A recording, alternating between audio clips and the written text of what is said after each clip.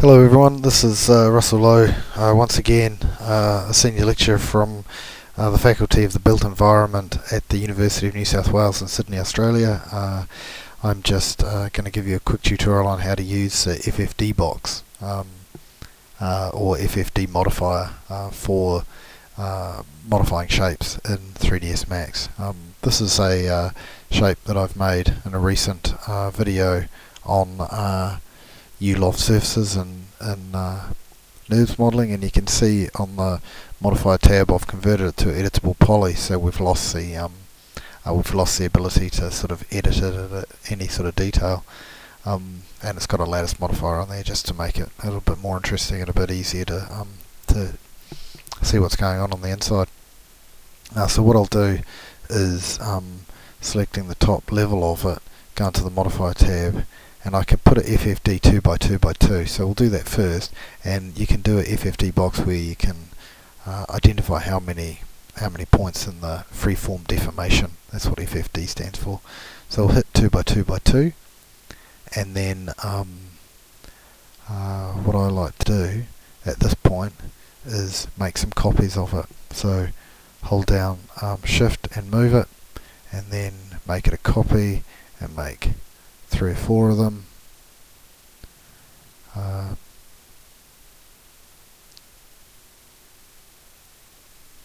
This will make my machine work a little bit on account of the fact that now we're probably going to get 1.3 million faces in the scene.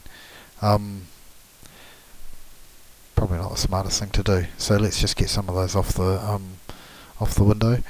Go back into the Modifier tab, open up the FFD and hit Control Points. This is important. Now you can start selecting the points and moving them around. And selecting this one, move it down, and select all the bottom ones, and hit the R key for scale, and scale them all in. And see, the reason why I made those copies is that now I can select this one, go into the Modifier tab, and it's carried all of its modifiers across with it. So now I can sort of try doing the opposite, scaling down the top and scaling up the bottom. And as you can see, you can make some pretty dramatic changes pretty quickly. So that's that's original, that's fat at the bottom, that's fat at the top. And so if you're interested in doing multiple versions of things that are in part of a family, you can do it in this sort of fashion. Let me bin all of those, and I'll just show you quickly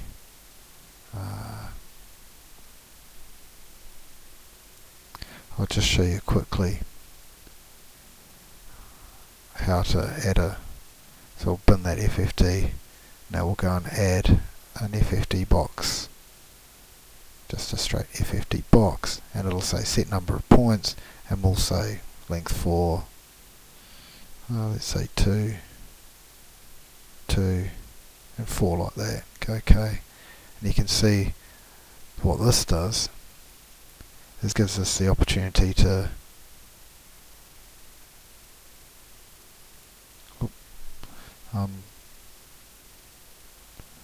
sorry, it's misbehaving a little bit on account of the fact that the window is so small. Oh, classic mistake.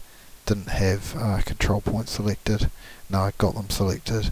Hit the R, and now I can sort of pull this thing in the middle, where I couldn't do that before. I had to I could only do the edges, and of course I can pull it out as well.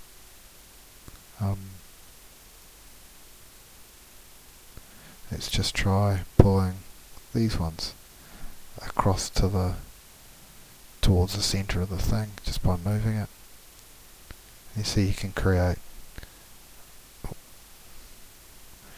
a banana sort of effect that if you were selecting all of these things, all of these points individually, you can imagine you could spend quite some time.